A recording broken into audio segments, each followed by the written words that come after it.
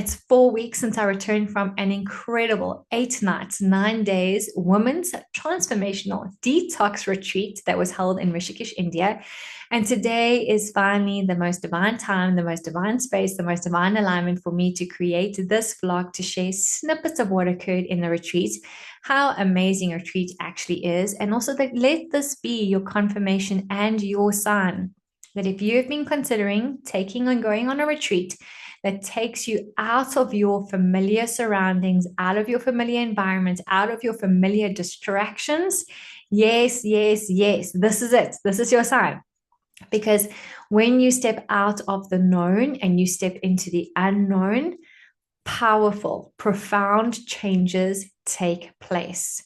And yes, granted, once those powerful, profound changes have taken place, it is still up to you, the accountability and responsibility part, to bring in all of that change into your familiar environment, start changing that environment so that it supports you even greater. And that change too can take some time and it can take some space to change because you've changed on the inside. As within, so without. The outside part can just take a little bit of time because it depends on how consistently you are doing the integration work. So it's not just doing it every single day, it's bringing it in every single second of every single minute of every single hour of every single day. And sometimes you resist even going on the retreat because your mind, logical and ego mind, are already making you aware of how much harder it's going to be when you get back because of X, Y, Z. You're going to change, but the people around you aren't going to change. And it's going to be this, and it's going to be this. So through this entire vlog, I'm just going to hopefully break some of the concerns the ego mind and logical mind has about retreats and just share with you how incredible the space can be when you continue to ask for the most benevolent outcome through everything. You then start becoming the most benevolent outcome in terms of you hold the energy, space, and consciousness that will continue to create that. And yeah, just to bring you into a little bit of Rishikesh, or bring, should I say, a little bit of Rishikesh, India to you.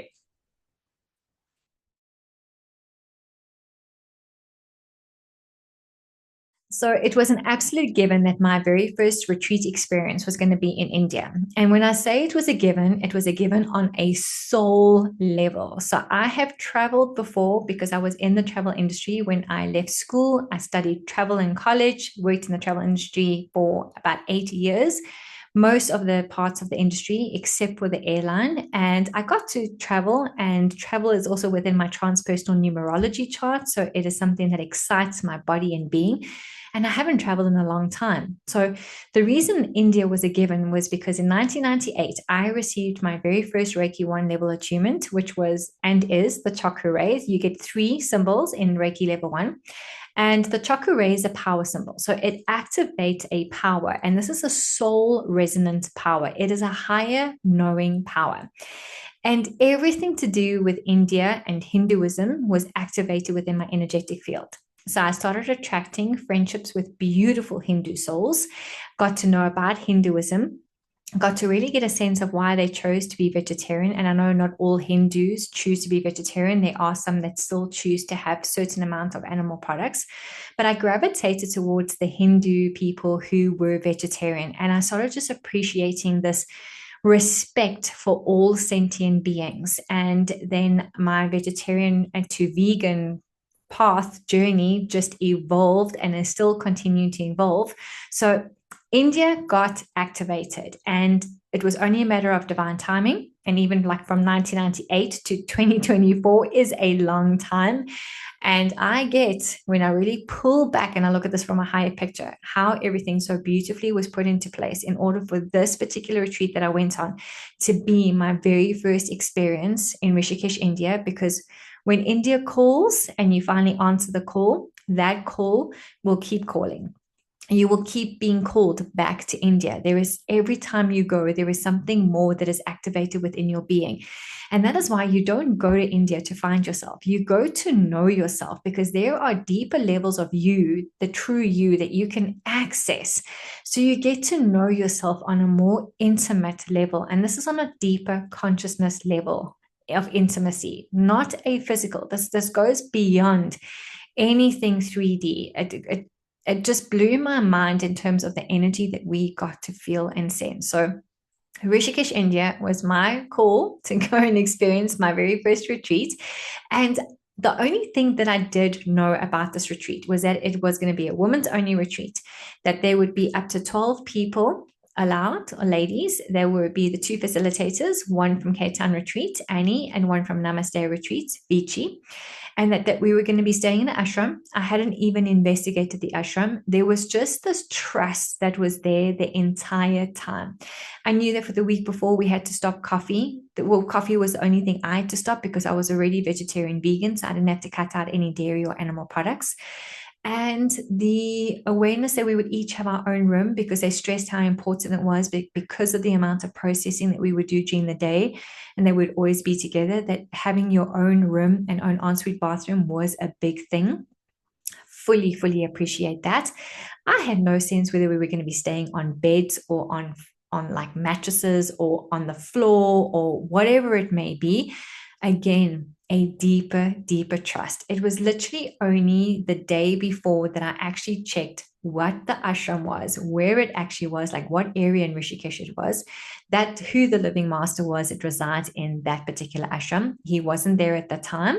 His energy is always present, but because it's Divine Feminine Retreat, there was only ladies and the one caretaker who is masculine, who looks after the place, who was an absolute blessing when we needed things. And his energy was so soft that it didn't feel like this intrusive masculine energy. And also felt like this little sort of stability, having, a gentleman there that had a very soft energy. So I was really stepping into the unknown. Flight wise, I knew what was happening because 3 months before the time when I figured out that I was actually going to do this retreat, I could do it, got the financial support that I was requiring to actually make it happen, that I knew where the flights were happening, how I was going. So we were going to fly Joburg to Dubai. We were going to have 4 hours in Dubai airport, which was better to have more time than less time, just to like bring in the ease, racing around Dubai airport, because Dubai airport is like a city.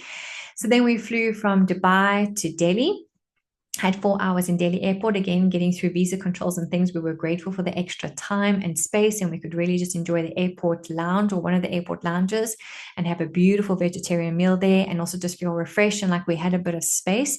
And there was a really short flight from Delhi to Dehradun.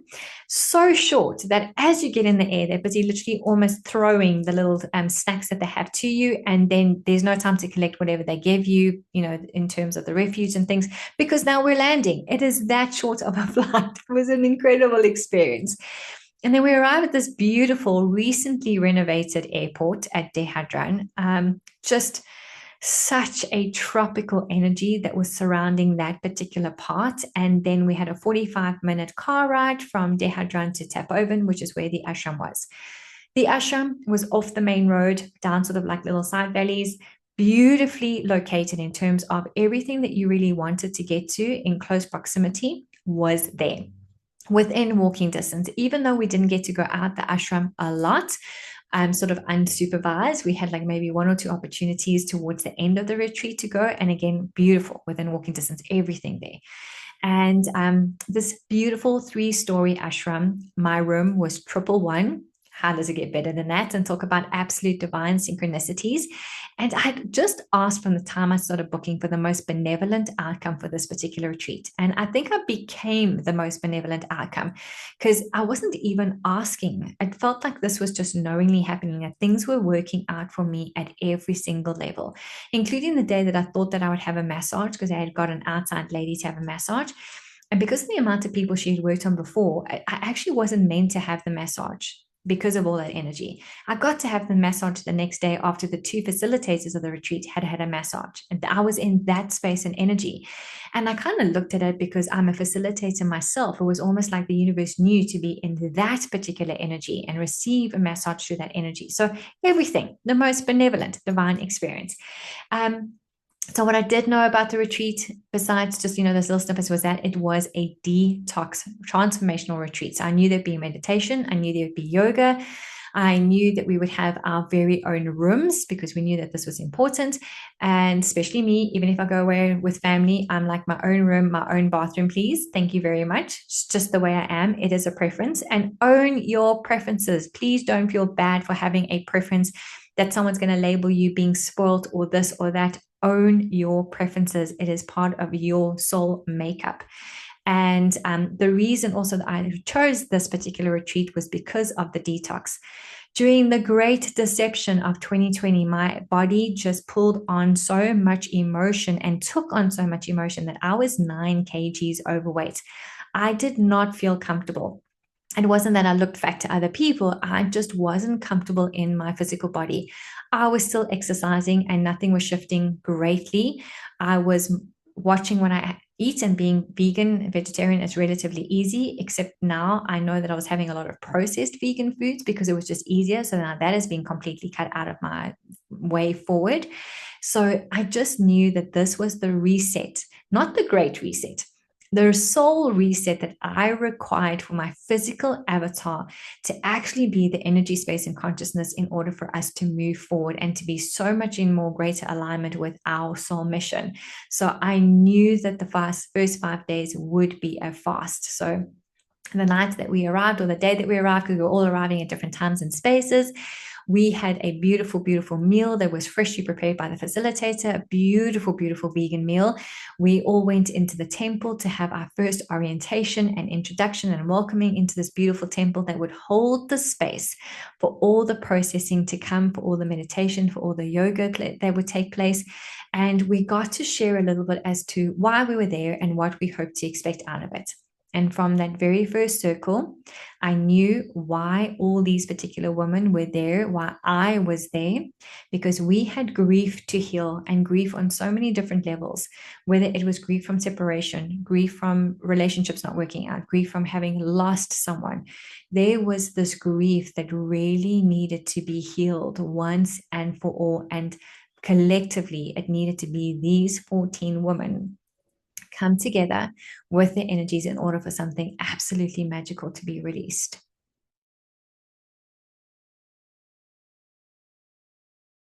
So, on the fasting side of it, the first 5 days, I absolutely thrived. And again, it's because I knew I was there for this particular thriving, having less food, having nutrient juices. So, we would wake up with an incredible morning tea, a fresh lemon tea with some spices. It was so filling, and there was always leftover of everything. So, if you wanted to top up on stuff, you could. So, we started out our morning with that. We either followed it with a walk or a yoga or a meditation or a dynamic process, depending on the flow of the day. And this was another thing that was key with this particular retreat. There was just so much flow. The facilitators work very much like I do. They get a sense of what the energy is of the day and what is required on that particular day, which is why they even advertise their retreat as this is kind of the outside sort of retreat in terms of what you can expect.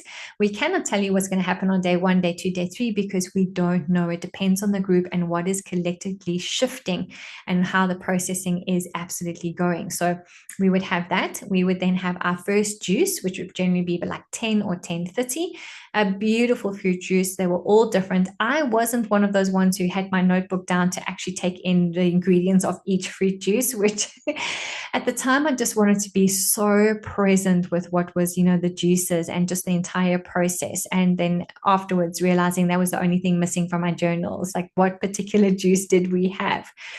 During the lunchtime part of our day, we had almond milk, and this was freshly prepared almond milk that we had all done. So almonds were soaked overnight. They kept being soaked in hot water.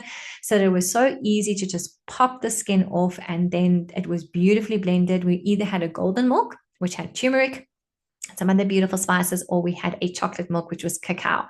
Both absolutely divine. And I was so grateful for the alternating, because there was just, the cacao was very rich and delicious, and the golden milk was just as delicious. So to be able to alternate those, amazing. Then we would have an afternoon juice, again, another glorious, beautiful juice. And then in the evening, we had this veg broth. Okay, so now this is my only veg broth. I was like, I saw this clear water and I was like, what is going on? So it was like steamed cabbage that had kind of been prepared, and you were literally just taking the broth parts. Now, I've never had broth before, ever. Like, I know so many people have done like bone broth and chicken broth and everything else. first experience of broth. And the very first night, I did not know that we were allowed to actually ask for salt, that we could add some salt, because obviously everything was prepared in a way that if you needed to add anything extra, you could. So first night of this broth, and I'm like, oh my word, like, no, seriously, what's going on? I get the process behind it because it is something that is so light, because after your afternoon juice, there is still stuff that's busy happening within your tummy areas and your digestive tract. So having a veg broth is so light that you go to bed with this sort of like this emptiness that allows your digestive tract to heal. And oh my goodness, my gut started healing. On day 5, I still wanted to do at least another 3 days of fasting because I could feel how my gut was starting to actually heal. And obviously, because of the way the retreat is planned out, it's 5 days of fasting, and then you start having beautiful vegan prepared food, gentle, that your tummy can actually start digesting it. So we didn't eat out at all. So the energy was very contained, very pure, and very high vibrational, which is exactly the way it is meant to be. Yes, it would have been nice to have one extra night after the retreat to maybe just explore a couple of the local restaurants, because when we were walking around, when we did our daily walks, or every second day walk, you could smell all these beautiful flavors. And of course, you couldn't consume any of them. So when someone says, like, weren't you hungry? It was the only time that you thought of it, when you were smelling all this other stuff because you were out and about, that it's the mind thing. The mind was like, oh my word, I'm missing out. Yet at any other time, because we were so busy in meditation and yoga and processing, we didn't actually think of food. Like, there was no stage where you're like, my tummy is grumbling because I'm hungry. Your tummy is grumbling because of the energy that is being cultivated so that you can release huge amounts of emotion that don't serve you, the amount of thoughts that no longer serve you. So never ever hungry. I think on day 3 of the fast, maybe at nighttime, there was just a moment of like, okay, like I could eat something. And interestingly enough, I did have snacks in my bag that were still from the time of the flight heading towards Dubai and Delhi, that we had taken because we had heard Dubai airport's exceptionally expensive. So take a couple of snacks. And not once did I feel like I have to have one of those snacks. Like, I actually have to. I was like, oh, it's there. But I was so committed to this process and so committed to this journey. And as I felt my physical body shifting and changing and getting clarity and getting lighter, the honoring of my body was so present. And even after the retreat, I knew that gluten was no longer something that actually aligned with my body. It was actually inflaming my body. So I've cut out gluten completely within my diet.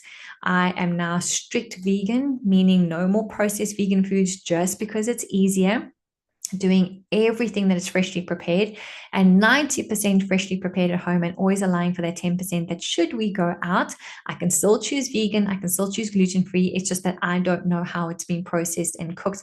Processed in terms of, there's stuff that you just don't know. You can never guarantee when you go out. You can have control over what you're preparing when it's in your own kitchen. So 5 days fasting, slowly start introducing food. And in the beginning, it was actually odd having food, I must just say. I was very aware not to go back for seconds, because seconds was available. A lot of the ladies did, and you just saw their tummies bloat because there was so much food that their body just wasn't able to cope with. The mind was hungry, but the body wasn't. So it was a beautiful awareness of like, who actually is hungry, the physical body or the mind? So on the physical level, this type of retreat, the fasting just brings so much profound shifts to your physical body. Highly, highly recommended. I know that there is a lot of difference of opinion when it comes to juice fasting. Is it good? Is it bad? What happens when you start eating again? However, when anything is done in a professional, controlled environment, it will benefit you.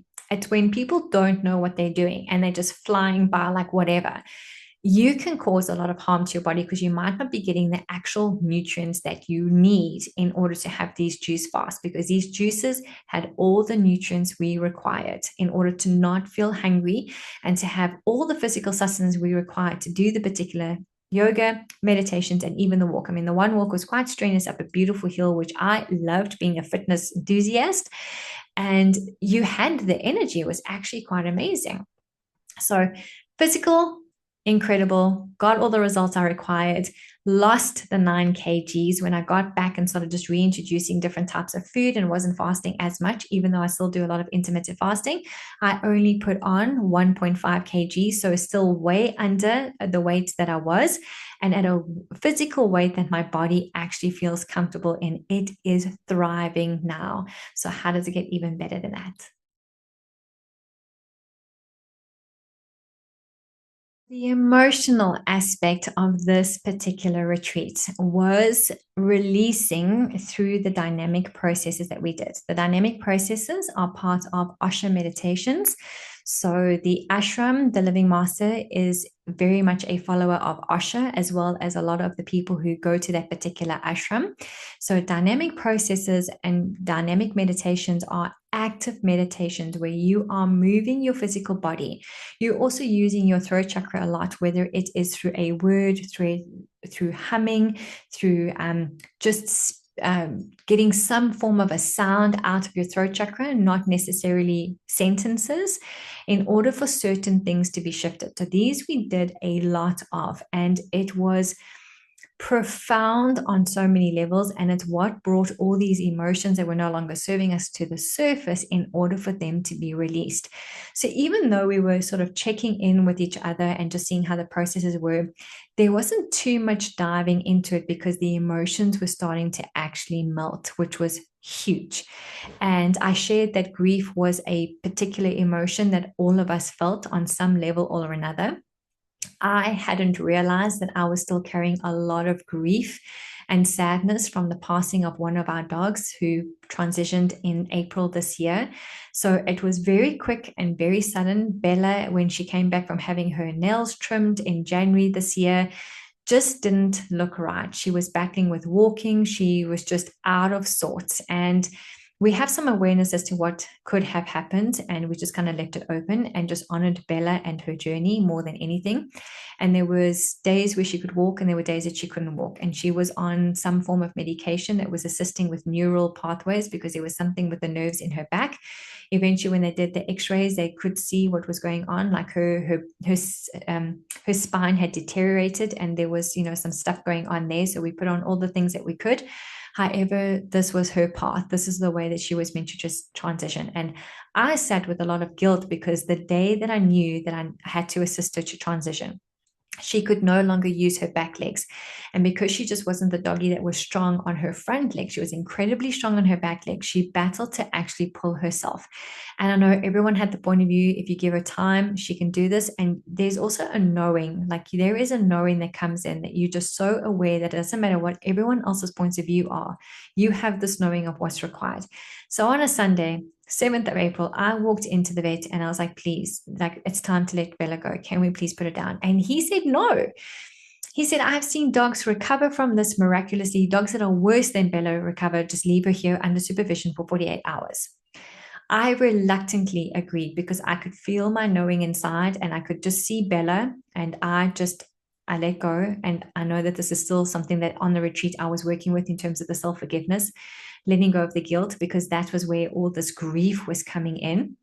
And that Sunday night, Bella came to my mom and I in dream state and had said, no, like this is not my life. I'm not going to recover in the next 20 to 48 hours. Please, it's time to let me go. And when I got to the vet on the Monday and I saw her, I just knew that it wasn't her. Bella had already started leaving this physical body. There was bits and pieces of her there, but definitely not. So when we made the choice, and it was my mom, myself, and the sister, Bella went so quickly when they put sort of the anesthetic in for the euthanasia. She went super quickly, and I have felt her more around me than ever before, her presence. And I was still healing from that grief, from that loss, from that sadness, from that guilt. And this was another reason why the retreat had called me. And on both occasions where I've had two female doggies, one was a husky, where Bella was definitely the reincarnation. She wasn't a husky though. She was a cross Dachshund and sausage dog. Okay, Dachshund to sausage dog, the same thing. Jack Russell, a cross of all of these. And their two spirits were exactly the same. And on both times, their transitioning spurred something within me to step into more of my power, more of my path, and more of my direction, and to speak more of my truth. And that is something that I found since the retreat, is that a lot of places I'm tending to keep quiet because I'm just bringing all this information and all this awareness and knowing inside, not necessarily using my voice, my actual physical voice, but using my spiritual voice inside of me. And spiritual voice is an energy. It is stuff that is happening on a deep energetic level. It is a consciousness thing, because a lot of the times when we are speaking, it is words. We know words cast spells. We know words can come in with emotions, and some of those emotions are so skewed, it's not even funny. But when you're sitting in silence and stillness and solitude, you are able to shift and heal on levels that just blow the logical mind and blow the ego mind. And I literally mean it. They blow it up. They fire and wires things in completely different ways. And that was so profound for me, even through the 36 hours of silence that we did. And we were still busy in silence. We were still helping with the preparation of the meals. We had still done a walk. So there were still active things that we were doing. We were just holding things in silence. We were trying to avoid eye contact as much as possible. If it was required that we need to get someone's attention, then we would, but we're very mindful and respectful of whose silence we may be interrupting. And a lot of us really thrived in that silence. We felt like we could be silent even more, like 1 or 2 days more. It's kind of like how I felt after the fasting. Like after 5 days, I could do another 3 days of fasting. Please, can we stretch this retreat a little bit longer? It was the same with the silence. Not all of us were ready to actually have our voices heard again. And a lot of our voices were much louder, much clearer. One lady lost her voice through the silence, and she said she thinks that's her definite cue that it's time to still remain a little silent. And it was incredible and how much emotion could come to the surface. There were tears all the time. I mean, now I can actually speak through this without sort of choking up and feeling the emotion. And it's not because I don't care anymore. And it's not because I'm heartless. But when you are able to finally heal an emotion, and you heal an emotion by releasing it and you fully let it go, you have that much more composure and confidence and clarity in being able to share a particular loss. When you're deep in it, you're deep in it. And that just is what it is. However, there eventually is a time where you want to shift this energy so it doesn't start actually manifesting into some physical dis-ease, because it is an energy that is not healthy. It is not fluent. It's not flowing nicely. It is very stagnant. It's very heavy. So another thing that a retreat can really gift you, depending on what the processes are that you do on whatever retreat you are looking at, is the allowance for the emotional release, that there actually is a space for the emotions to be seen and for the emotions to be released.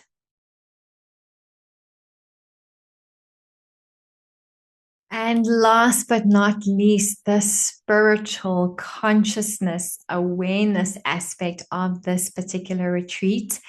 The fact that we were that close to the Mother Ganges, Ma Ganga as they call her, and we got to go down to Ma Ganga on 2 occasions. It was either 2 or 3 occasions, no, 2 occasions. We were at another secret waterfall on another occasion with a hike that was sort of like really, really steep. And literally that hike was like, we crossed the main road where our ashram was, and we went all the way up and all the way up and all the way up. And just incredible, incredible energy. I'm glad that we weren't in any ashrams way up there, because there were spiders.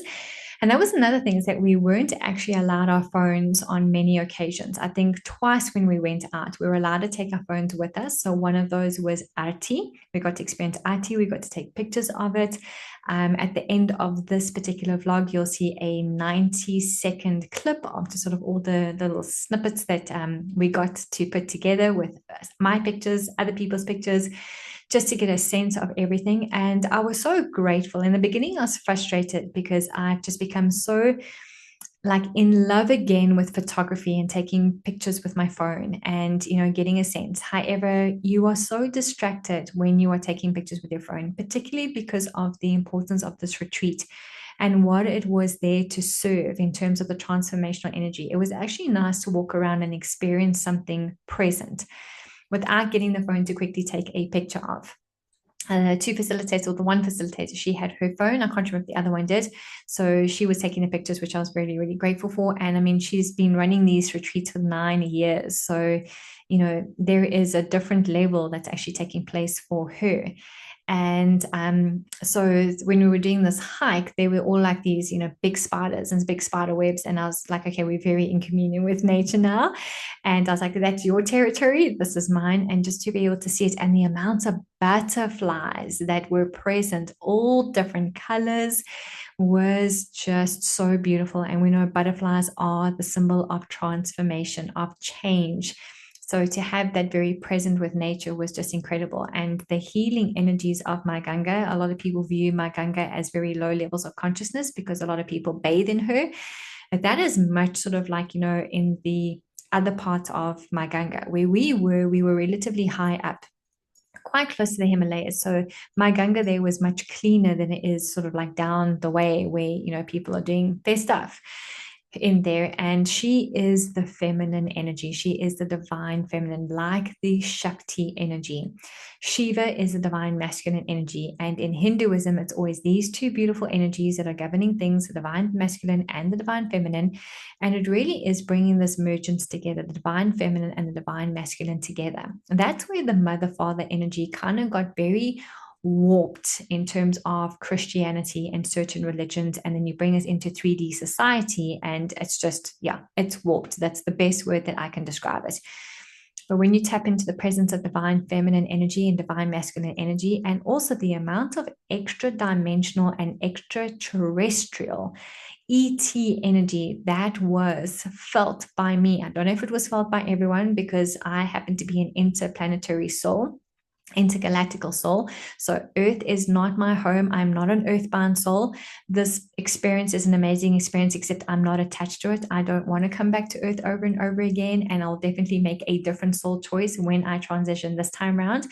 And even the awareness of a lot of past life regressions that I've just had a sense of and felt, they weren't Earth realm. They were actually off planetary realm, or just in a completely dimension, which that awareness came to me when I was there, especially at Arti. There was one section I was filming something, and there was this shadow and shape that looked very much like a craft. And I looked at it and I was like, you're actually in my way. Thank you for showing me that you're present, but could you just move out the way, please? Which it did, which was really interesting. Ask and you shall receive even works there. And I have to just put this in here, people, when it comes to working with, other dimensional beings, you can set office hours. If you're having these headaches because they are continuously talking to you, or they tend to talk to you at nighttime because all of a sudden you are quieter at nighttime, that they can actually then try and get your attention, set boundaries. It's just like normal people. Set office hours. You can only chat to me between this time and this time. Other times I'm not available. And then you open up the communication flows and you've set boundaries, which is so important.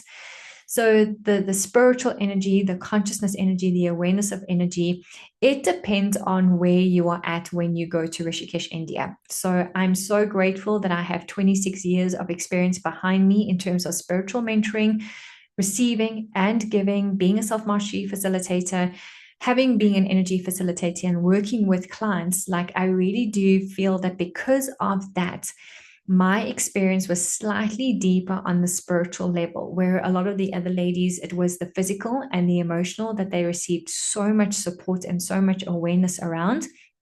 For me, it was the deepening of the consciousness, the deepening of the awareness, the deepening of knowing that I am a spiritual, infinite, multidimensional, vast being who's choosing to have a earth realm physical experience, and that is not my true identity.